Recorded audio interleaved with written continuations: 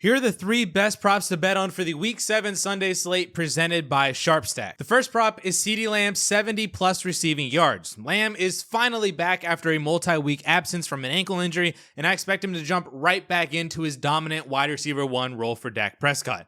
The Commanders have been shredded by opposing wide receivers all year, specifically wide receivers who run out of the slot, which Lamb does do quite often, and especially more than George Pickens. In what could be a very high-scoring game and a shootout matchup, look for Lamb to dominate early and often for a big game this week. The second prop is Jordan Addison 40-plus receiving yards. Speaking of defenses that have been shredded by opposing wide receivers, the Eagles have allowed some massive games to wide receivers with over 100 yards to CeeDee Lamb, Puka Nacua, and Emeka Ibuka, 99 yards to Cortland Sutton, and 84 yards to Wan'Dale Robinson. Quinyon Mitchell looks like he's going to play, but he could be hampered by a hamstring injury, and if Jordan Addison gets lined up against Dory Jackson at all, that is a matchup that he can absolutely win. He's been over 40 yards in both of his games played this year, both also coming with Carson Wentz, so I expect more of the same this week against the Eagles. Before I say the last prop, I wanted to tell y'all that I'm getting these plays from the new SharpStack tool on 4for4.com, which shows you the best prop to bet on with their EV tool across the NFL, college football, MLB, NBA, and more.